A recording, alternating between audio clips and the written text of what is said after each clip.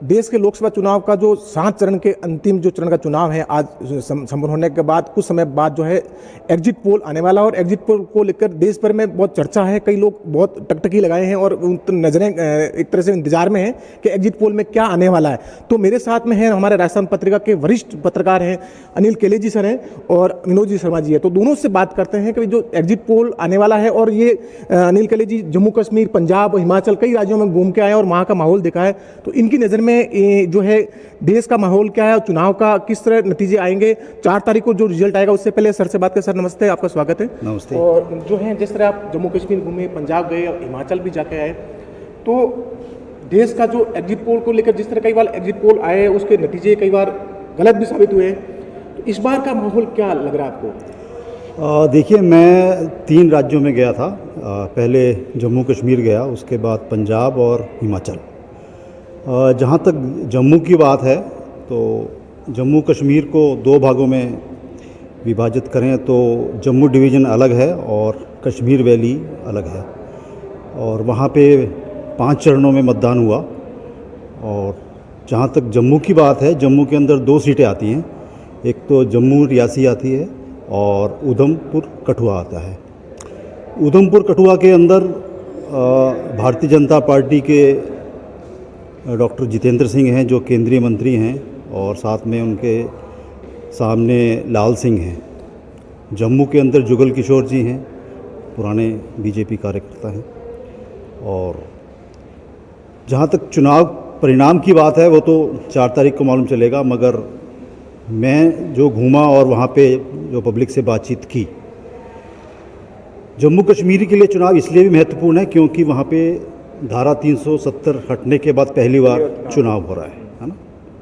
और दूसरी बात महत्वपूर्ण ये है कि वहाँ पे परिसीमन के बाद भी पहली बार चुनाव हो रहा है। जम्मू लोकसभा क्षेत्र है जो, उसके अंदर पहले पुंछ और राजौरी जो विधानसभा क्षेत्र थे, ज़िले थे, उनको वहाँ से हटा के अनंतनाग के अंदर जोड़ा गया है।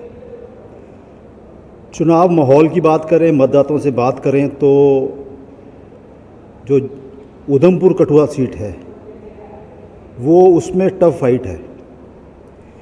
टफ फाइट ये है कि जो जितेंद्र सिंह हैं वो केंद्रीय योजनाएं हैं जो, उसके दम पर चुनाव उन्होंने लड़ा है, और जो लाल सिंह हैं वो भी पुराने कार्यकर्ता हैं कांग्रेस के। दोनों कैंडिडेट्स में फ़र्क ये है कि जो लाल सिंह हैं वो 1 to 1 जिसको कनेक्शन कहते हैं मतदाताओं से, उसके लिए जाने जाते हैं। तो उसके दम पर उनको उम्मीद है कि वो सीट निकाल लेंगे। मगर दूसरी ओर जो जितेंद्र सिंह हैं उनके पास केंद्र सरकार के 10 साल के कामकाज गिनाने के लिए हैं। और इस बार जो जितेंद्र सिंह को सबसे बड़ा चैलेंज आया वो यही आया कि जो लाल सिंह जी की 1 to 1 कनेक्टिविटी है मतदाताओं की, उसको वो कैसे ब्रेक करें। इसी वजह से जनता भी बताती थी कि पहली बार जितेंद्र सिंह जी हैं जो वो गांव तक गए हैं। तो फाइट टफ है, मगर कहीं ना कहीं ऐसा लगता है कि जितेंद्र सिंह जी थोड़े आगे चल रहे हैं, और हो सकता है कि वो जीत भी जाए, मगर जो जीत का मार्जिन होगा वो पहले से कम हो जाएगा। जम्मू सीट की बात करें तो बीजेपी और कांग्रेस दोनों में बराबर की टक्कर है, और जम्मू में हिंदू बाहुल्य पूरा इलाका है। और वहाँ के लोगों से बातचीत की तो उनके मन में राम मंदिर का मुद्दा भी है, और प्रधानमंत्री नरेंद्र मोदी के कामकाज भी मानते हैं वो। मगर कहीं ना कहीं जो लोकल इश्यूज़ हैं वो पूरी तरह से कहीं दिखाई नहीं दिए। जो कैंडिडेट्स हैं वो लोकल इश्यूज़ पे बात भी नहीं कर रहे। तो जम्मू की जो दोनों लोकसभा क्षेत्र हैं उसमें एक सीट बीजेपी के पास जा सकती है, जम्मू वाली, और जो उधमपुर वाली सीट है उसमें टफ मुकाबला है, कोई भी जीत सकता है। अब हम श्रीनगर की बात करें, वैली जिसको कश्मीर घाटी की बात करते हैं, वहाँ पे सबसे बड़ी बात देखने में ये आई है कि नेशनल लेवल के ऊपर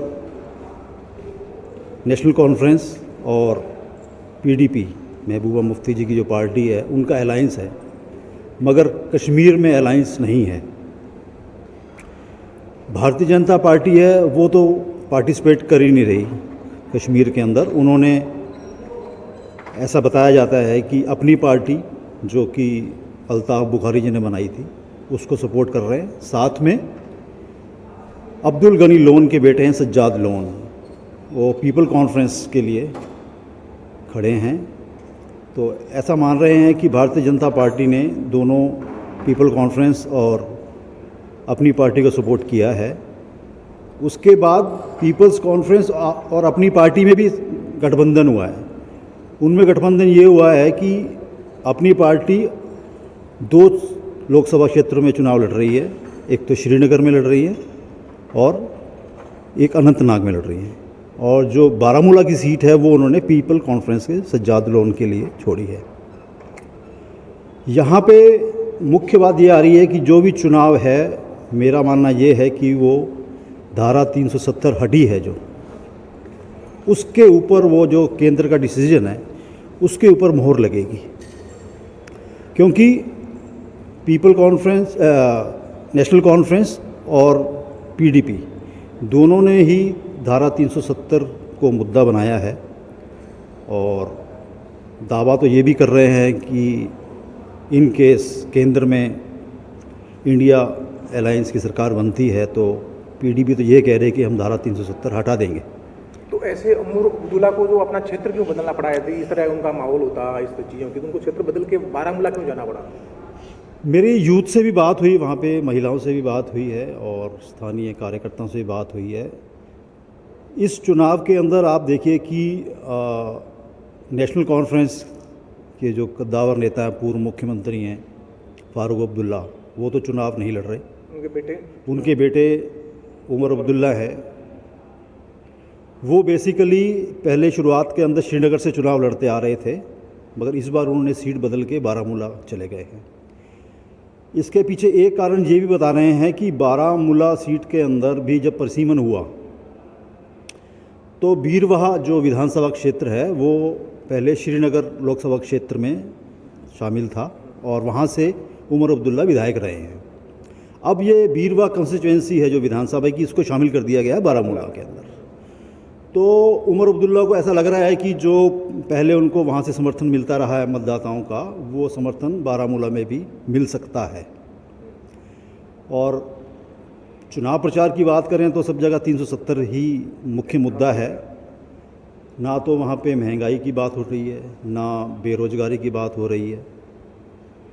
दबे स्वर में सब बात करते हैं, मगर खुल के कोई ये बात नहीं कर रहा कि बेरोजगारी, महंगाई, दूसरे मुद्दे हैं जो, उसको क्षेत्रीय विकास हो, उसके लिए कोई बात नहीं कर रहा। जो बात हो रही है वो 370 हटी, उसके क्या परिणाम आएंगे उसको लेके ही पूरा चुनाव। लद्दाख में भारतीय जनता पार्टी भी चुनाव लड़ रही है और कांग्रेस भी लड़ रही है। वहाँ पे इंडिया अलायंस है, वहाँ पे जो नेशनल कॉन्फ्रेंस है वो कांग्रेस को सपोर्ट कर रही है ना। और वहाँ पे संकट ये है कि जो कैंडिडेट कांग्रेस ने खड़ा किया और जो कैंडिडेट भाजपा ने खड़ा किया, उसके इतर तीसरा संगठन है जो, उसने अपना कैंडिडेट खड़ा कर दिया इंडिपेंडेंट। वहाँ पे बिल्कुल स्थानीय मुद्दे पे चुनाव लड़ा जा रहा है। तो वहाँ पे कुल मिला के 3 कैंडिडेट हैं, तो ट्रायंगल मुकाबला है।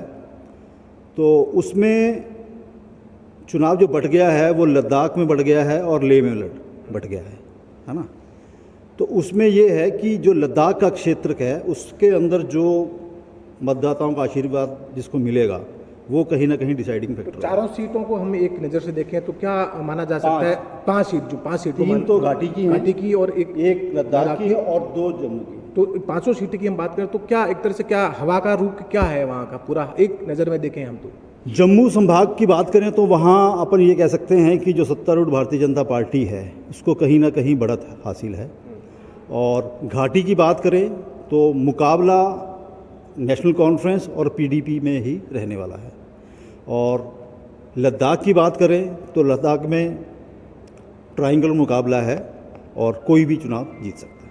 तो अब हम इसी बात करें कि जैसे आप वहाँ जाकर आए हैं तो आपका जो एग्जिट पोल, जो जिस तरह सीटों का एग्जिट पोल आने वाला है शाम को चुनाव मतदान के बाद, तो आपकी नज़र में एग्जिट पोल के रूप में आप एक तरह से हमारे जो व्यूवर्स है, तो देखने दर्शकों को क्या बता सकते हैं कि एग्जिट पोल जम्मू कश्मीर की? मेरा मानना ये है कि जम्मू के अंदर एक सीट बीजेपी को और एक सीट कांग्रेस को मिल सकती है, और अगर